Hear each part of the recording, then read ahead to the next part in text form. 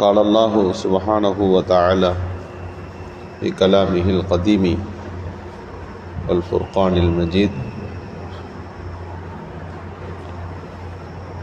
فاستقم كما أمرت صدق الله مولانا العلي.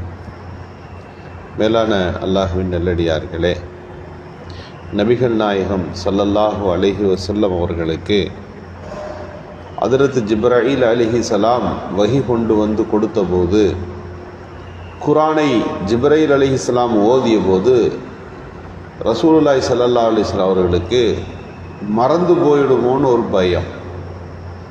ஏனென்றால் கையில் எழுதி பார்த்து மனப்பாடம் செய்வதல்ல. அவங்க சொல்லும்போது ஒரு தடவை சொல்லணும், ரெண்டாவது தடவை சொல்லும்போது மனப்பாடம் ஆகி. ஜிப்ராயில் அலைஹிஸ்ஸலாம் ஓத ரசூலுல்லாஹ் திரும்ப ஓதுறாங்க. அதை ஓதி மனப்பாடம் பண்ணிக்கணும்னு கஷ்டப்படுறாங்க. வேகமாக குர்ஆனை ரசூலுல்லாஹ் ஓதும்போது அல்லாஹ் சொன்னான், லா தஅஜல் லிசானக, நபியே இவ்வளோ அவசரப்படாதீங்க. இன்ன அலைனா ல ஜமா, இந்த குர்ஆனை உங்கள் மனசில் கொண்டு வந்து பதிய வைக்கிறது நம்ம வேலை, நீங்கள் அவசரம் காட்ட வேண்டாம்.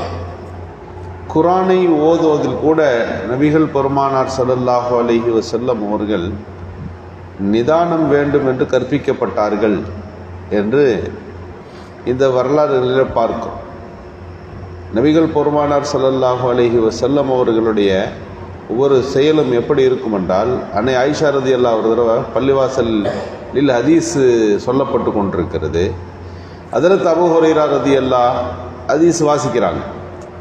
அடுத்து ஒரு ஹதீஸை சொல்கிறார்கள், அடுத்ததாக இந்த ஹதீஸ் என்று சொல்லிக்கொண்டே போகிறார்கள். ரசூலுல்லாஹி ஸல்லல்லாஹு அலைஹி வஸல்லமோடு வாழ்ந்த அன்னை ஆயிஷா ரலியல்லாஹு சொன்னார்கள், ரசூலுல்லாஹ் எப்படி பேசுவாங்க அப்படின்னா, ஒரு வார்த்தைக்கும் அடுத்த வார்த்தைக்கும் மத்தியில் இடைவேளை இருக்கும். ஒரு செய்தியை 3 தடவை சொல்லுவாங்க. சொல்லும்போது நிறுத்தி பேசுவார்கள், விட்டு அந்த இடைவெளி விட்டு பேசுவார்கள். ஒரு செய்தியை 3 தடவை சொல்லுவார்கள். எல்லோரும் கிரகித்து விட்டார்கள் என்கின்ற சூழலில் அடுத்த வார்த்தையை தொடங்குவார்கள். இங்கே ஒப்பிக்கிற மாதிரி வேகமாக பேசுகிறீர்களே, ஹதீஸ் அறிவிக்கிறதுல நிதானம் தேவை என்று சொன்னார்கள். இங்கே மார்க்க விஷயங்களில் அதில் எவ்வளவு தூரம் அதில் நிதானம் கடைபிடிக்கிறது என்ற இந்த நிகழ்வுகளை நாம் பார்க்கிறோம். பொதுவாக ஹதீஸில் எப்படி இருக்கிறதுனா, இல்லாஃபி அமலில் ஆகரா, உலக காரியங்களில் நிதானம் தேவை, மறு உலக காரியங்களில் ரொம்ப நிதானமாக இருந்தால் தவறினோம், வேகமாக செய்யுங்கன்னு ஒரு அறிவுறுத்தல் இருக்குது. ஒரு நல்ல காரியம் செய்கிறோம்னா அதை உடனே செஞ்சிடணும். வாங்க சொன்ன உடனே லேட்டாகக்கூடாது. எவ்வளோ விரைவு முடியுமோ தொழுகைக்கு விட வேண்டும். ஒரு ஜனாதா விழுந்துருச்சா ரொம்ப தாமதித்து நிதானிக்கக்கூடாது. அங்கே விரைவாக அந்த ஜனாதாவை அடக்குவதற்கு முற்பட வேண்டும். மார்க்க காரியங்கள் அத்தனையிலையும் ஒரு தர்மம் கொடுக்கணும் அப்படின்னா அதை யோசிச்சுக்கிட்டு இருந்தீங்கன்னா, 1000 ரூபா தரேன்னு சொன்னவர் அது தாமதமாக 1000 500 ஆகும், 500 100 ஆகும், 10 ரூபாயில் நின்றுவார். அவர் மனது அவ்வளவு மாற்றம் கண்டுவிடும். எனவே இவ்வளவு தொகையை கொடுக்க வேண்டும் அல்லாஹுவின் பாதையில் நினைக்கும் போது அது உடனடியாக சாரியும் இல்லா மகஃபிரத்தின் மிர் ரப்பிக்கும், அல்லாஹ்வுடைய மன்னிப்பை பெற்றுத்தருகிற காரியங்களில் வேகமாக போங்க, விரைந்து போங்க, நல்ல அமல்களில் போட்டி போடுங்க.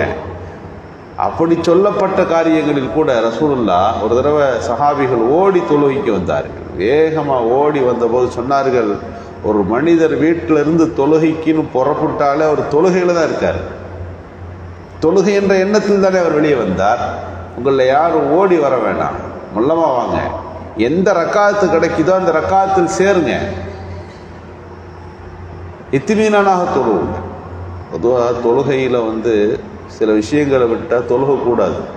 ஷாஃபி மதுஹபில் என்ன சட்டம்னா, ஒவ்வொரு அர்கான்களையும் அதில் தஅதீலுல் அர்கான் முழுமையாக அதை செஞ்சிடணும். அதில் வேகமாக செஞ்சால் தொழுகை ஜாயிஸ் இல்லை, தொழுகக்கூடாது. ரசூலுல்லாஹ் ஒரு பள்ளிவாசலில் உட்காந்துருந்தாங்க, ஒருத்தர் தொழுதார், வேகமாக தொழுதார். ரசூலுல்லாஹி ஸல்லல்லாஹு அலைஹி வஸல்லம், இன்னக லம் துஸல்லி, நீங்கள் தொழுகலைன்னா, நீங்கள் தொழுகலை, திரும்ப தொழுங்க.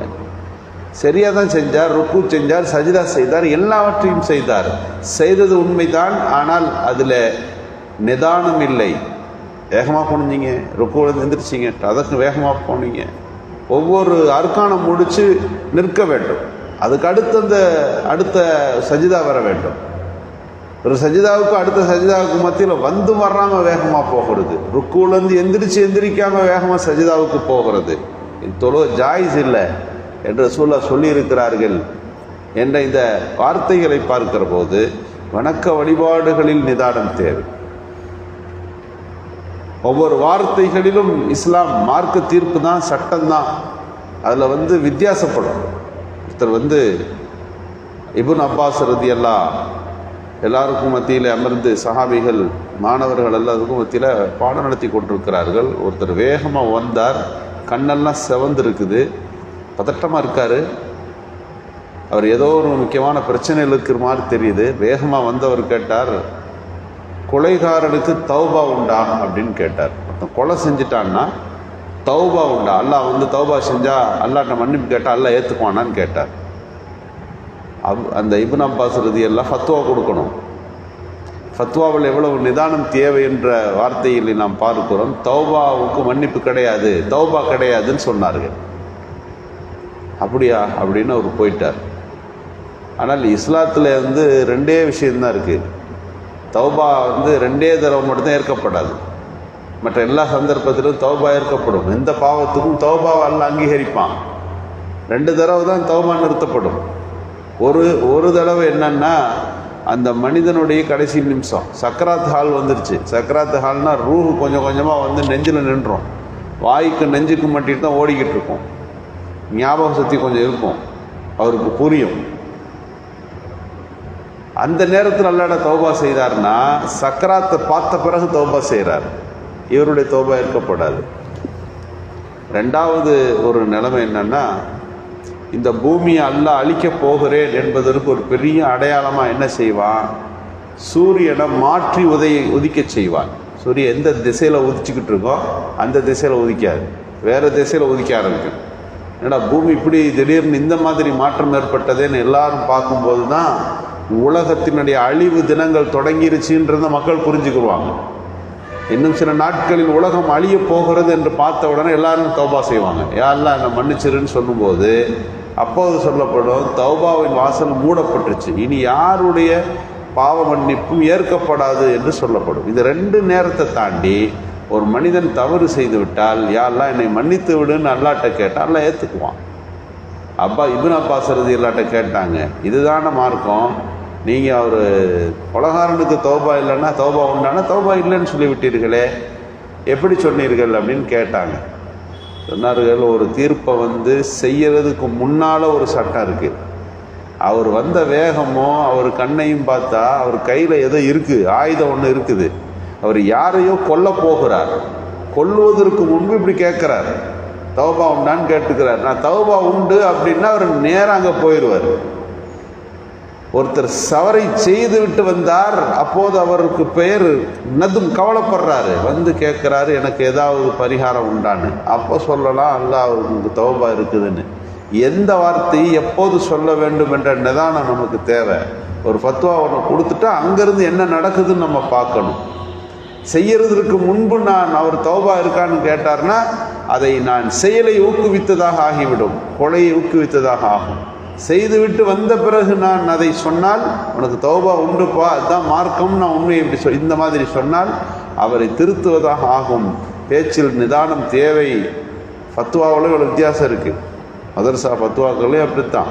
இத்தனை பேர் இருக்கிறாங்க என்று சொல்லி ஒரு ஃபத்வாவை கேட்கும்போது பல விஷயங்களை மறைத்து விடுவார்கள். அவசரப்பட்டு நம்ம ஃபத்வா கொடுத்துருவோம். ஆண் தரப்பில் ஃபத்வா கேட்டாக்கா அது ஒரு வகையாக எழுதியிருப்பார்கள். அதே பிரச்சனையில் பெண்கள் சிறப்பில் எழுதி அந்த ஃபத்வாவை பேசும்போது அது வேறுபடும். சொத்து பிரிக்கிறேன் என்று வந்தால் முக்கியமான நபரையை விட்டு தான் அந்த வார்த்தைகள் அமைந்திருப்பார். மொத்தம் எவ்வளோ பேர் தான் இருக்கிறீங்க வீட்டில், அவருக்கு பையன் இருக்கிறாரா இல்லையா, எல்லாம் பொம்பளை பிள்ளைங்களாம் வந்திருக்கிறீங்களேன்னு கேட்கும்போது தான் பல விஷயங்கள் உள்ளுக்குள் இருந்து வரும். எனவே எந்த வார்த்தைகளாக இருந்தாலும் பேச்சுக்களாக இருந்தாலும் அதில் நிதானம் தேவை. பொதுவாக மார்க்க காரியங்களாக இருந்தாலும் அவற்றில் நிதானம் தேவை என்பதுதான் மார்க்கம் சொல்லித் தருகின்ற உயர்ந்த தத்துவங்களாக இருக்கின்றன. எல்லா கட்டங்களிலும் நிதானத்தை கடைபிடிக்கின்ற நல்ல தௌஃபீக்கை எல்லாம் நல்வானாக. சுப்ஹான்